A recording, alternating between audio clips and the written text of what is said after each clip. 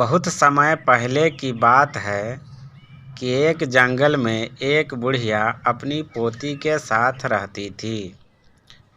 जंगल में आए लोगों को सही रास्ता दिखाना उसका मनपसंद काम था। लोगों की मदद करती थी, भूले हुए को रास्ता दिखाती थी। उसी जंगल में कुछ लुटेरे भी रहते थे जो लोगों का सामान लूट लिया करते थे। मार काट करना उनका मनपसंद काम था। दिन गुजरते गए। एक दिन लूट मार करते करते शाम हो गई। अचानक से जोरदार बारिश होने लगी। बिजली गरजने लगी। चारों लुटेरे जंगल में सहारे की तलाश में इधर उधर भटकने लगे। उन्हें बुढ़िया की कुटिया नज़र आ गई। उन्होंने कुटिया में उस बूढ़ी औरत से सहारे के लिए कहा। फिर मन में सोचा कि जब तक बारिश बरस रही है तब तक हम इस कुटिया में रहेंगे, और जैसे ही बारिश रुकेगी हम इस बूढ़ी औरत को भी मार देंगे और इसका धन दौलत लूट लेंगे। उस बूढ़ी औरत ने भी चारों लुटेरों के बारे में बहुत सुन रखा था।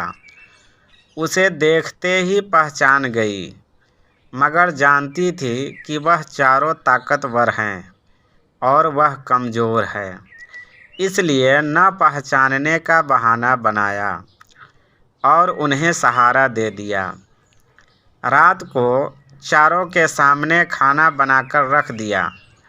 जब सब खाना खाने लगे तो बूढ़ी औरत ने पाप और पुण्य का विषय छेड़ा, तो सभी ने अपने अपने विचार रखे।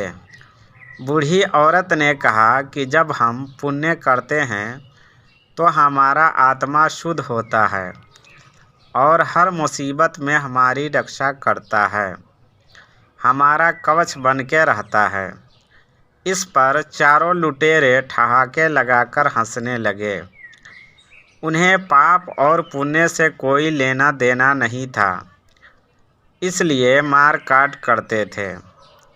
उस पर उस बुढ़िया ने कहा कि बाहर बारिश बरस रही है, बिजली कड़क रही है। अगर तुम नहीं मानते कि पुण्य हमारी कवच होती है, हमारी रक्षा करती है, तो हर एक आदमी उस पेड़ के पास जाएगा और जो सही सलामत वापस आ जाएगा पुण्य आत्मा होगा, और जिस पर बिजली गिर जाएगी वह पापी होगा। इस पर चारों लुटेरे मान गए और एक एक करके सबके सब पेड़ के पास गए और वापस आ गए। किसी पर भी बिजली नहीं गिरी। यह देखकर उस बूढ़ी औरत के मन में आया कि यह सबके सब तो पुण्य आत्मा निकले। इसका मतलब है कि पापी हम ही हैं। यह सोचकर थोड़ी सी डर गई, मगर शर्त लगाई थी तो उसे पेड़ छूकर वापस आना ही था। उसने अपनी छोटी सी पोती को लिया और कुटिया से बाहर निकल गई। जैसे ही कुटिया से बाहर निकली, आसमान से गड़गड़ाहट के साथ एक बिजली आई और कुटिया पर गिरी। कुटिया और चारों लुटेरे थोड़ी ही देर में जल भुनकर रह गए। जब तक वह बुढ़िया उसके साथ थी, उसका पुण्य कवच बनकर उन चारों की रक्षा कर रहा था। जैसे ही वह उनसे अलग हुई तो उनके पापों की सज़ा मिल गई।